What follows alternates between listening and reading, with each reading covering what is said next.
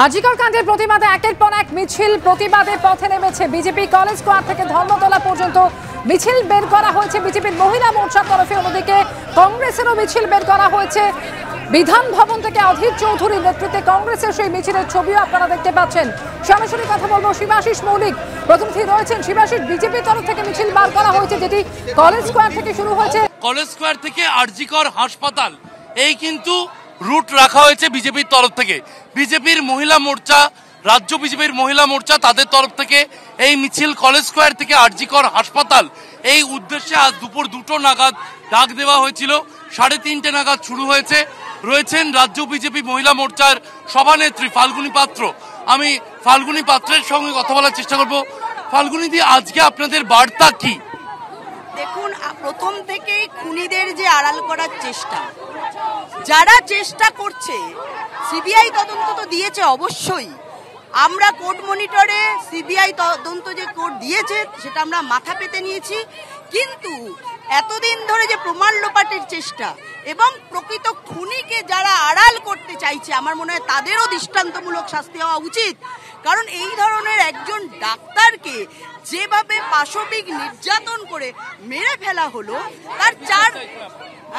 তার বিচার চাই। আমরা দৃষ্টান্তমূলক বিচার চাই। কথা বলছিলাম ফাল্গুনী পাত্রের সঙ্গে এবং ভগবান সাউকে আমি একটু ছবি দেখাতে বলবো।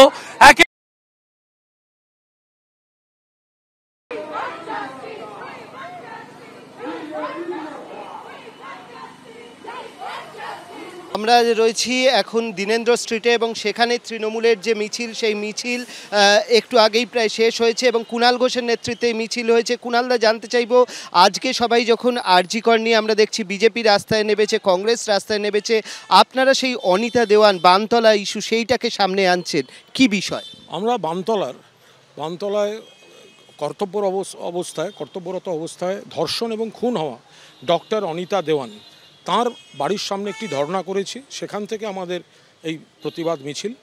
আমাদের বক্তব্য, আরজিকরে ভয়ঙ্কর ঘটনা ঘটেছে, এদের গ্রেফতার করতে হবে, ফাঁসি দিতে হবে, সর্বোচ্চ সাজা দিতে হবে এবং যত বড় প্রভাবশালী হোক তাকে কোনো অবস্থায় আড়াল করা যাবে না।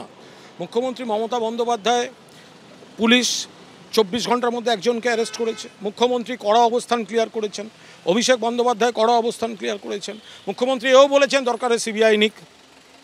পুলিশ যখন এগোচ্ছে, ইতিমধ্যে একজন গ্রেফতার, তো ঘটনাচক্রে সিবিআইয়ের হাতে গেছে। হয়তো আরও 3-4 দিন সময় পেলে পুলিশ বাকিটাও দেখে নিত, তো এখন সিবিআইয়ের কাছে গেছে, এটা করতে হবে তাদের।